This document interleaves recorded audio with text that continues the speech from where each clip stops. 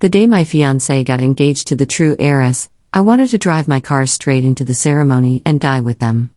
But just as that insane thought took over, my phone rang relentlessly. I answered. It was the hospital. "Mrs. Sarah, you're pregnant." The engine shut off and I froze.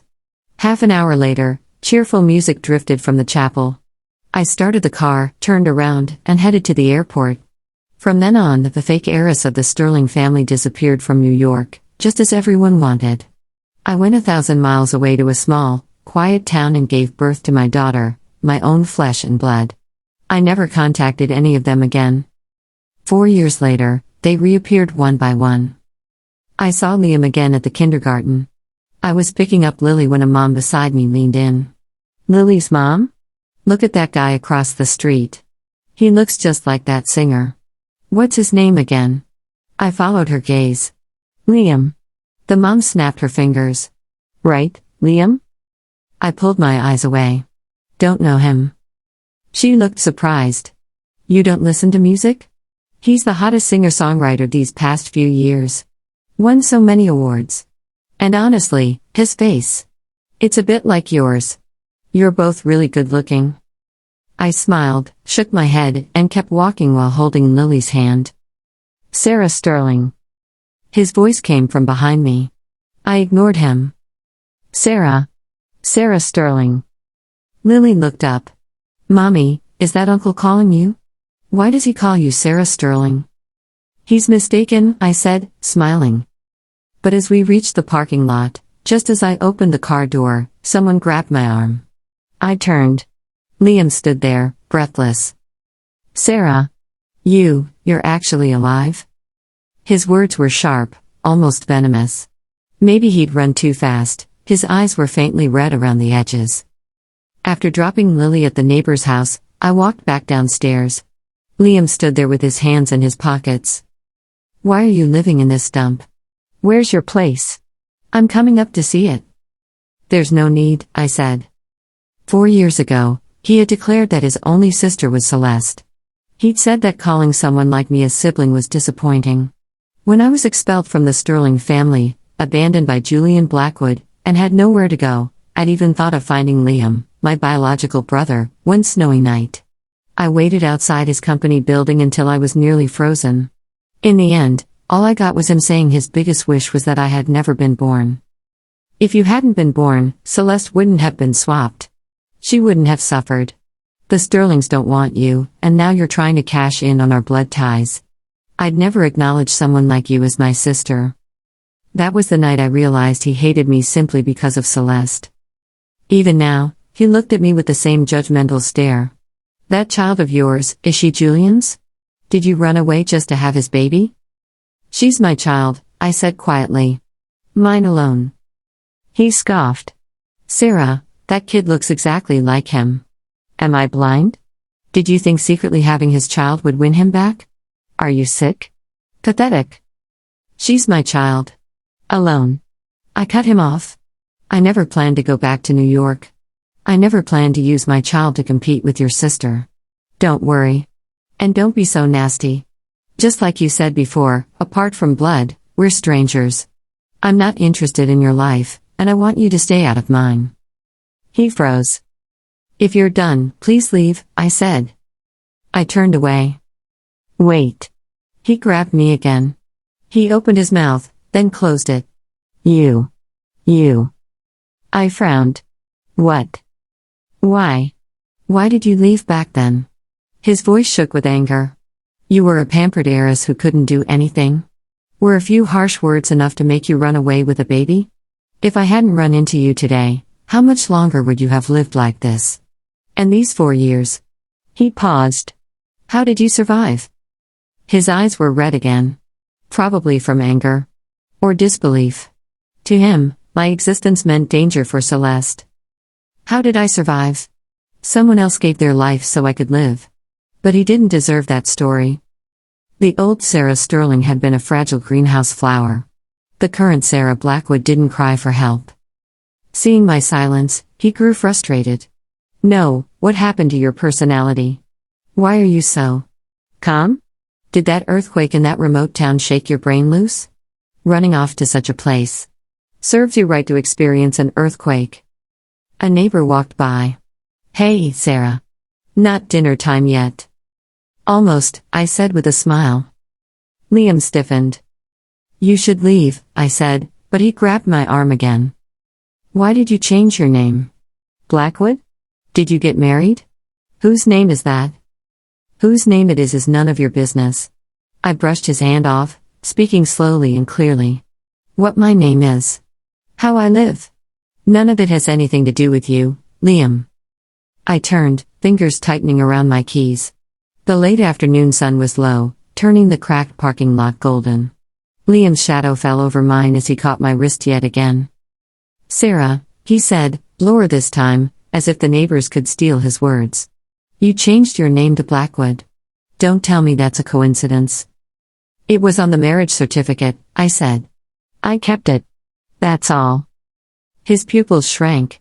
For a second, the arrogant top idol was gone, replaced by a stunned boy. You really married him? I smiled without warmth. You were there at the engagement banquet, remember? The day your only sister became the bride, and the fake one turned into entertainment. That wasn't a wedding, he snapped. It was just. Liam. My voice came out softer than I felt. Go home. Something ugly flickered across his face. Home? Do you even know what happened to our family after you ran? You think you can just. Liam, enough. The word "our" slipped past my guard like a splinter. I yanked my hand away. He let go this time, fingers hanging in the air as if he'd grabbed sunlight and it had burned him. You don't get to say "our," I said. The Sterlings made their choice. You made yours. He stared at me a long time, jaw tight, then dragged a hand through his hair and laughed once, low and humorless. You're right, he said. I did. He shoved his hands into his pockets and took a step back. For the first time since I'd met him, he looked lost. I'll be back, he muttered. Don't disappear again, Sarah. I didn't answer. I watched him walk toward the main road, Fan's eyes already following him like sunflowers turning toward the light. A group of teenagers whispered, phones coming up for secret pictures. They didn't know that 4 years ago, the man on those billboards had looked down at me on a snow-covered street and wished out loud that I'd never been born. I went upstairs. Lily came flying at me as soon as I opened the door, a whirlwind of dark curls and paint-stained fingers. Mommy, look. She shoved a piece of paper into my stomach. A lopsided yellow blob with stick arms and 2 different-sized eyes beamed up at me. It's you. And me. And Snowball. Snowball, our fat white cat, blinked from the windowsill, offended by being relegated to a scribble. It's beautiful, I said honestly, kneeling to her level. But Snowball looks too skinny. We need to make him fatter. Lily giggled. Okay. I'll draw more hymns. Her English was still tangled with the local dialect sometimes, vowels softened by the town's lazy rhythms. Hearing her, I felt that fierce, almost painful rush of love, sharp as the first breath after nearly drowning. Lily. My one good decision from the ruins of my old life. Mrs. Blackwood? Mrs. Hahn, our neighbor, leaned on the doorframe with a bag of chives swinging from her hand. That man downstairs, the handsome one. Is he your relative? He looked very, intense. An old acquaintance, I said. He's leaving. Mrs. Hahn nodded with the solemnity of someone deciding not to gossip, which meant the entire building would know by tonight. Don't let him bother you, she said. Lily still has to grow up happy. I won't, I promised. After dinner, after cartoons, after Lily's bath and story and the warm weight of her finally going slack against my shoulder, I lay in the dark and stared at the ceiling. You're actually alive? His voice, hoarse and disbelieving, wouldn't stop echoing. As if some part of him had really thought I was dead. Good. I thought. He deserved to mourn. But my chest ached anyway, as if there were still shards of the old Sarah lodged between my ribs. In that other life, the greenhouse flower would have curled around the pain and waited for someone to rescue her. In this life, I slid Lily carefully onto her pillow, kissed her forehead, and got up. I pulled out the metal box from the back of the wardrobe, the one wrapped in the same threadbare scarf I'd worn the night of the earthquake. The lock had been broken for years. I flipped it open. Inside were the bones of my old life, a sterling family portrait with my face scribbled out in childish anger, an ultrasound photo with Sarah Sterling typed neatly in the corner, a hospital bracelet, a folded letter with edges gone fuzzy from being opened too many times. The letter wasn't from the Sterlings. It was from Julian's mother. I didn't take it out. I already knew every line. Instead, my fingers brushed the hospital bracelet, the printed date like a brand on my skin. The day I disappeared. The day the ground split open and swallowed my old self whole. 4 years ago. The plane ride had been a blur of recycled air and strangers' voices. I remembered staring out at the clouds, one hand flat over my still flat stomach, the hospital's words ringing in my ear. "Mrs. Sarah, you're pregnant." Half an hour earlier I'd wanted to die. Then the universe had dropped a heartbeat into my body like a dare. The town I chose wasn't even on most maps. It sat in the crook of 2 low mountains, smudged with mist, the kind of place people only remembered when their relatives aged and needed somewhere quiet to fall apart. I rented a room over a grocery store. Worked shifts at the counter to pay for prenatal vitamins. Learned to use chopsticks properly. Painted my own nails when the urge to cry crawled up my throat and nowhere else felt safe. When the earthquake hit, it was a sleepy afternoon. It started as a headache, a strange pressure behind my eyes, then a low rumble like a truck passing too close. The floor lurched. Bottles crashed off shelves downstairs, the glass exploding like static. I remembered hitting the door frame, arms wrapped around my belly, thinking, "Not the baby, not the baby, not the baby," over and over like a prayer. Then the world fell sideways. Someone else's arms had gone around me in that split second. They'd shoved me toward the stairwell, away from the outer wall, using their body as a shield. The sound when the building crumpled still lived in my bones. When I woke in the field hospital's tent, my head bandaged, there was dirt in my teeth, and someone was screaming 2 beds away. My first word was Lily? Even though she was just a cluster of cells then, smaller than my thumb. "You're fine," a nurse said, pressing me back down. "You and the baby are fine." Who pulled me out? She hesitated. A woman. She didn't make it. Later, I learned the name from the letter they found in her pocket. Adele Blackwood. Julian's mother. I had read that letter so many times the words had seared themselves onto my eyelids. "Sarah, if you are reading this, then I have failed you twice." I never showed it to anyone. Not the part where she apologized for standing by while the Sterlings paraded me like a shield, not the part where she admitted she'd known for years that the DNA test had been tampered with, not the cold, precise lines outlining a trust in my married name, Blackwood, to be activated only if her son failed to protect me. She hadn't written Lily's name, the baby didn't have one yet, but she wrote, "For the child you are carrying, should you choose to keep them, there will always be enough." Enough what, she hadn't said. Money. Safety. Or love she'd been too cowardly to show me while breathing. I named my daughter after the field of lilies growing wild behind the ruined clinic, because they were the only things that bloomed in that broken summer. When I signed hospital forms after giving birth, my hand shook as I wrote it out for the first time. Name, Sarah Blackwood. I had turned my back on the Sterlings that day, on the girl named fake heiress. I told myself the marriage certificate in a safe in Manhattan was just paper, that Julian and I were over, that I wore his name only because it made it harder for the Sterlings to find me. But paper had teeth. I just didn't know it yet. Now. The next morning the town woke buzzing. Mrs. Hahn banged on my door before I'd even finished tying Lily's ponytail. "Mrs. Blackwood," she hissed, slipping inside like a spy. "Did you see the square? They're setting up a stage." Lily's eyes lit up. "A stage? For dancing?" "For a concert," Mrs. Hahn said. "That big star from the city, the one our TV keeps showing. Liam. He's doing a charity show. They say his company is donating to rebuild the school they never finished after the earthquake." The scissors paused in my hand. "Today?" I asked. "Tonight. And that's not all." Mrs. Hahn waggled her brows. "I saw another handsome man with him. Taller. Suited. Very rich looking. He asked the principal about a little girl named Lily Blackwood. My blood went cold. I forced myself to keep my face neutral as Lily twisted around on the chair. Mommy, he said my name? It was probably a mix-up, I said, too quickly. Finish your milk. We'll be late. But as we walked to the kindergarten, every lamppost had sprouted posters overnight. Liam's profile stared down at us, eyes shadowed, jawline sharp.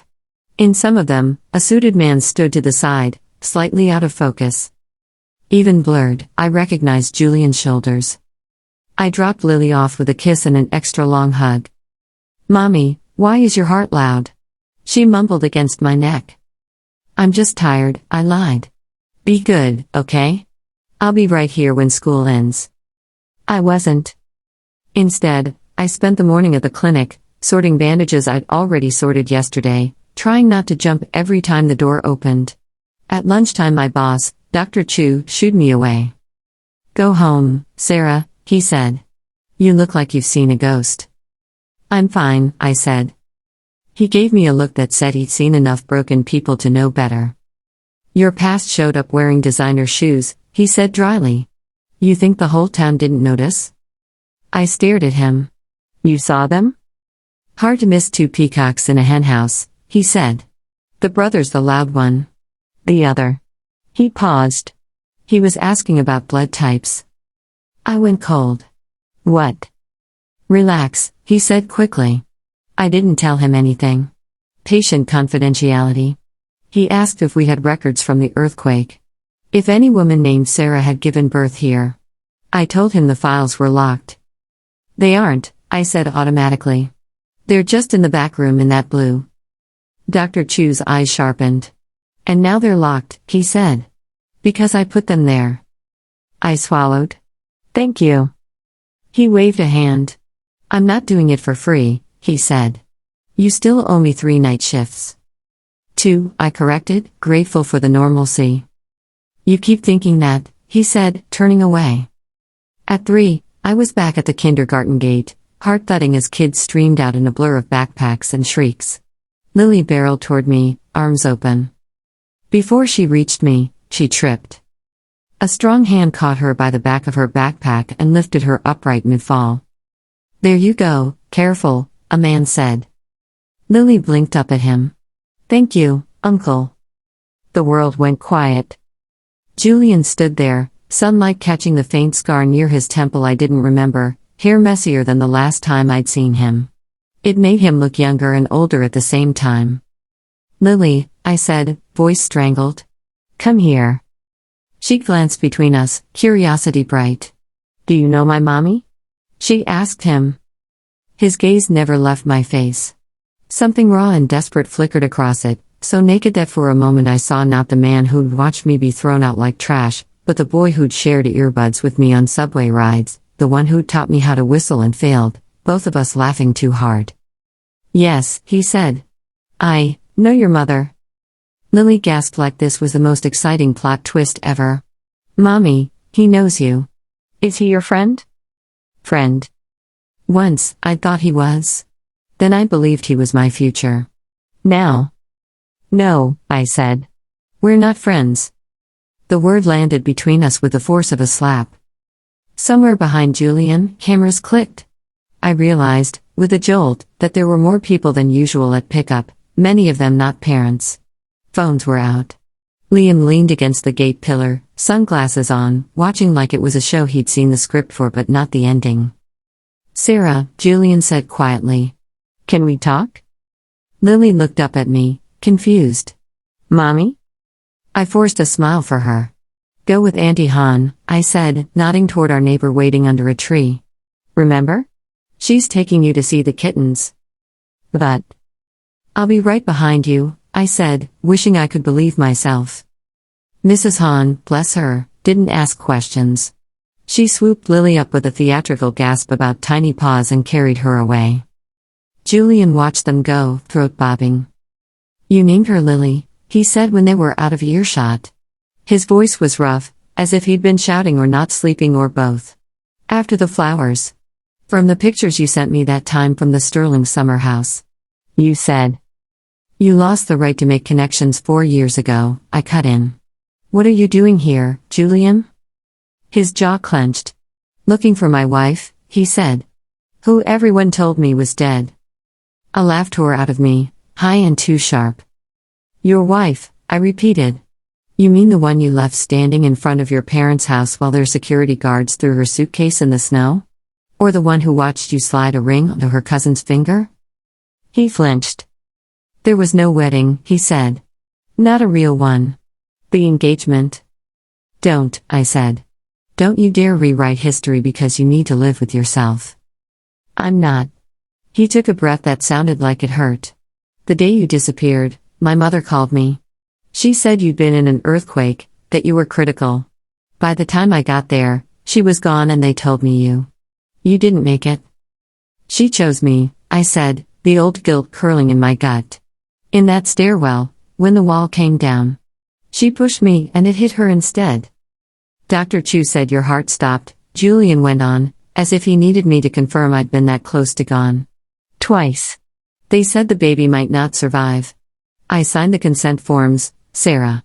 I watched them wheel you into surgery with blood soaking the sheets. And then it was easier to accept the death certificate, I finished. Easier than asking why your mother never told you the truth before that. Why she'd let you marry the real heiress while I was still breathing. He stared at me like he'd never seen me before. You think I married Celeste, he said slowly. You really think I went through with it? I saw the pictures, I snapped. The press release. Sterling Blackwood alliance stronger than ever. You with your arm around her. We might live in a dump, but we still have internet, Julian. His face went bloodless. He dug in his pocket, pulled out his phone, swiped, then thrust it toward me.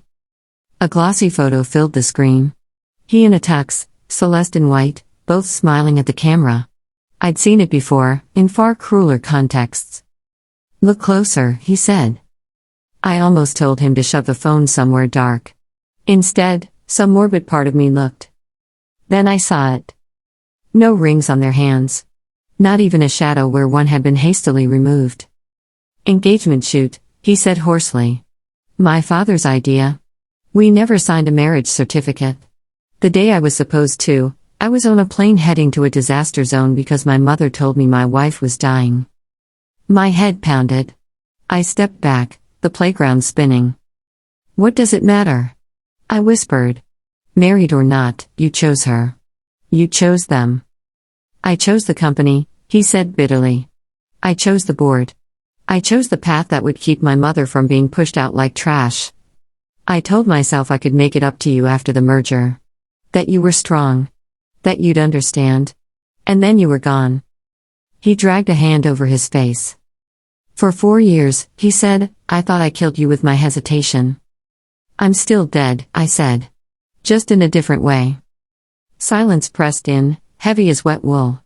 Somewhere a child laughed. A dog barked. Life went on, oblivious. Sarah. Liam's voice cut through from behind him. You want the long version or the short version? I stiffened. Of what? How you all decided the best way to deal with an inconvenient daughter was to pretend she never existed. He took off his sunglasses. Without them, the bruised crescents under his eyes were obvious. Of the fact that you were never the fake one, he said. Celeste was. For a moment, I thought I'd misheard him. The words slid off my brain like oil. What? I said flatly. Julian turned to, shock flickering across his face. You think Mom wrote that letter to you because she was lonely? Liam asked, ignoring him. She wrote it because she'd finally grown a spine. Or maybe because she knew she was running out of time. My hand closed around the strap of my bag until my knuckles went white. Don't, I said. Don't you dare stand here and... 25 years ago, Liam talked over me, voice oddly steady, your mother had an affair. Celeste is the result. Our grandmother couldn't stand the idea of an illegitimate child in the picture. So when you were born, they swapped the hospital tags. They fed Dad a story about a mix-up, about how you weren't really his. He believed them. He always believed them. But Mom knew. She let them keep you as a kind of penance. A living reminder of what she'd done. Then she got attached to Celeste anyway and decided you were the problem for making it complicated. He smiled crookedly. Rich people logic.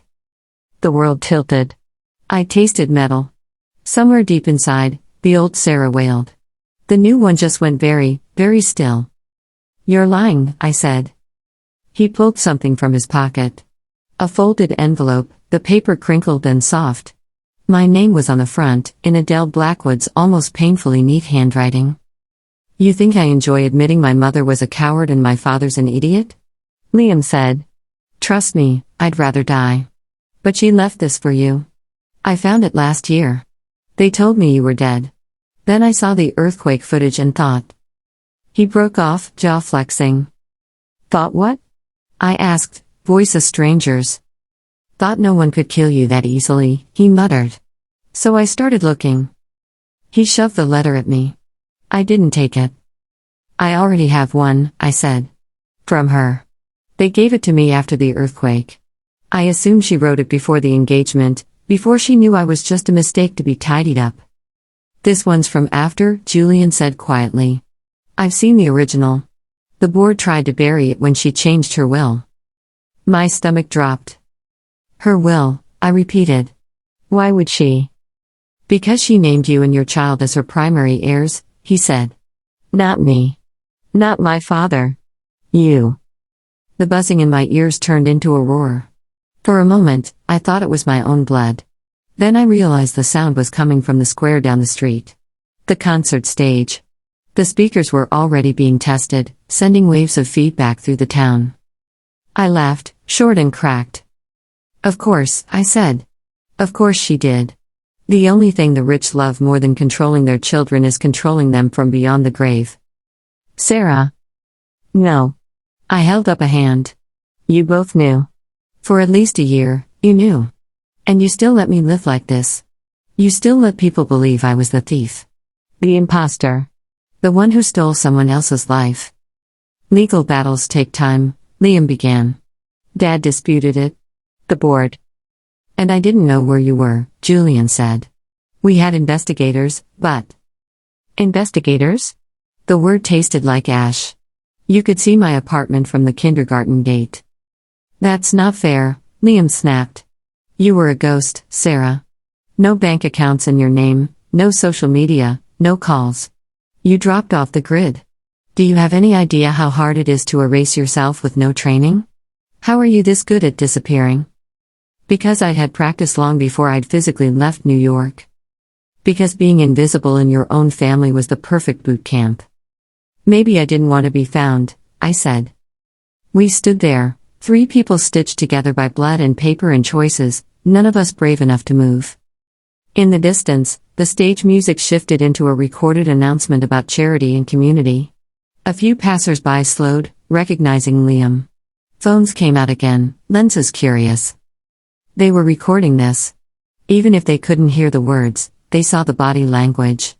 The desperation. The anger. The way Julian's hand kept flexing like he wanted to reach for me and didn't dare. I thought of Lily, of how small she looked in those rows of tiny chairs, legs swinging, crayons clutched in a fist. Of the way she'd frowned at my pounding heartbeat. Enough. I'm not going back, I said, more to myself than to them. Not to your house, not to your boardrooms, not to your stage-managed apologies. Sarah, please, Julian said. At least hear us out. Hear the terms. Terms, I repeated softly. There it is. The language you people really speak. We want to recognize Lily, he blurted. Officially. Put her name on the family registry. Give her what's hers. The Blackwood shares. The Sterling inheritance. She shouldn't have to grow up without. You think Lily cares about shares? My voice cut through his. She cares about Snowball and the fact that Mrs. Hahn sneaks her extra dumplings on Thursdays. She cares that I'm there to tuck her in every night. You want to put her name on a list so your conscience can sleep. Don't dress it up as love. It's not just conscience, he said. It's protection. You don't know the kind of sharks that are circling already. When word gets out that I have a child. Who told you did? I asked. Did I? Did you bother to ask? He stared at me, the blood draining from his face. Is she not? I could have lied. Maybe the old Sarah would have. Maybe she would have clung to the idea that if Lily wasn't tied to him by blood, he'd care less. That the safest child was an invisible one. But 4 years of scraping burnt rice from the bottom of a pot, of learning how to restart a heart with my hands in the field clinic, of watching people with nothing share everything. They carved out something new in me. A spine, maybe. She is, I said. She's yours. Biologically. Legally. But she isn't your redemption arc, Julian. She's not a prop for your press tours, or a bargaining chip with the board. She is a person. My person. And I will not hand her over to the same people who taught me my worth depended on how well I could be traded. His shoulders slumped, some of the fight going out of him. What do you want, then? Liam asked roughly. Money? An apology? A public statement? Name it. I looked at him, at both of them, really looked. At the dark smudges under Liam's eyes that no designer sunglasses could hide. At the way Julian's fingers trembled around his phone. They weren't the untouchable gods they'd been on my bedroom posters once. They were just men. Flawed. Frightened. Too used to solving problems with contracts and spin. For the first time, I saw them not as the judge and executioner of my past, but as variables in my equation. Options I could choose to include or exclude. What I want, I said slowly, is simple. I lifted my chin. I want the truth, I said. From all of you. Publicly. You will go on record and state that I was never the fake. That the Sterlings lied. That Celeste's position in that family came at my expense. You will correct every article, every press release, every rumor you fed. That will destroy them, Liam said. There was no horror in his voice, just acknowledgement. That's between them and the truth, I said. Second, you will set up a trust in Lily's name. It will be managed by an independent firm, not by your father or mine. Enough that if anything ever happens to me, she can choose her own life without having to crawl back to you. Julian swallowed. Done. And third, I said, feeling the tremor in my own hands but keeping my voice steady, you will stay away. No surprise visits. No paparazzi ambushes. No chance tours in whatever town we move to next. When Lily is old enough to understand what this all means, if she wants to meet you, that will be her decision. Not yours. Not mine. Liam stared at me. And if she never wants to? Then you live with the consequences of your choices, I said. Like I did. Julian closed his eyes briefly, as if the thought physically hurt him. When he opened them, something had shifted. Acceptance, maybe. Or the first crack in a wall he'd spent years building around his guilt. What about you? He asked. Do I ever get a chance to? No, I said gently. You had yours. Silence fell again, but it felt different this time. Less like suffocation, more like air finally moving through a long-closed room. Liam let out a breath that was almost a laugh. Damn, he said. You really did grow a spine. You sound surprised, I said. I shouldn't be, he replied. Not after the way you yelled at Dad in that board meeting clip that leaked. He still flinches when someone mentions Lily's. I blinked. What board meeting? He grimaced. There was a video. From the Earthquake Relief Committee. You, in that ugly volunteer vest, telling a dozen CEOs that if they wanted good publicity, they could start by actually funding the field hospital instead of buying photo ops. It went viral for like a week. People called you the Ash Angel. Heat crawled up my neck. That was nothing. That was when I started thinking maybe I'd been wrong about you, he said quietly. About a lot of things. It hit me then, the realization that while I'd been here rebuilding lungs and suturing wounds and learning how to stretch a bag of rice, my ghost had still been haunting them in boardrooms and group chats and late-night news segments. I wasn't as erased as I'd thought. Then maybe you can start fixing it, I said. You two have the microphones. Use them for something other than selling apologies. Julian nodded, once, like a man accepting a sentence. There's a live broadcast of the concert tonight, he said. Acoustic set, charity angle. I'll make the statement there. About the Sterlings. About you. About Lily. No PR spin. Just the truth. And I'll deal with our father, Liam added. He can sue me if he wants. I'll countersue with Mom's letter. She's more popular dead than he'll ever be alive. That's not hard, I muttered before I could stop myself. Liam huffed out a surprised laugh. Sarah, Julian said. Will you at least watch? I thought of Lily asking why my heart was loud. Of how protective shields sometimes had to be transparent, not walls, if you wanted the person inside to see the world. One condition, I said. They both looked at me like schoolboys waiting for a grade. You don't say my name, I said. Not my current one. Not my old one. You can talk about what was done, but you leave me out of your brand. I won't be your tragic love story or your inspirational slogan. I'm just someone who survived. Julian's throat worked. Okay, he said. I promise. Liam nodded too, solemn for once. Yeah. We'll leave the ash angel in peace. I rolled my eyes. If you call me that again, I'm changing my number. You don't even have a number I have, he pointed out. Exactly. I turned before they could see the way my lips wanted to curve. As I walked toward Mrs. Hahn's building, the weight I'd carried for half my life felt a fraction lighter. That night, after Lily fell asleep with her paw print stickers stuck all over her cheeks, I sat at the tiny kitchen table with my laptop. The town's internet wheezed and stuttered, but eventually, the charity concert stream loaded. Lights bathed the makeshift stage in the square. Kids from the school sat in the front rows, eyes huge. Town officials in fitting suits smiled too wide. Liam sang 2 songs, voice threaded with something rawer than the polished tracks on his albums. Then Julian stepped up to the mic. He looked straight into the camera, straight through it, as if he could see the countless faces behind the lens. As if he could see mine. He talked about the earthquake first. About how the town had been ignored once the headlines moved on, how rebuilding had stalled, how money meant for schools had gone to someone's 3rd vacation home. Then he did what he'd promised. He dragged the Sterlings into the light. He told the story of a girl switched at birth, of a lie maintained for decades, of a scapegoat thrown to the wolves to protect the illusion of a perfect family. He didn't name me. He didn't have to.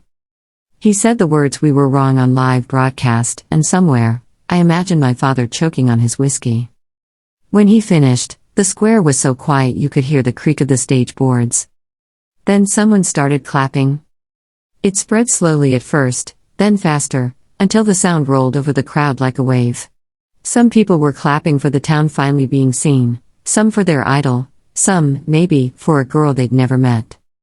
Dr. Chu texted me a single line. Nice spine, Mrs. Blackwood. I stared at the screen until the letters blurred. In the next room, Lily murmured in her sleep. Mommy, she said, voice thick with dreams. Don't go. I wiped my eyes and stood, going to her.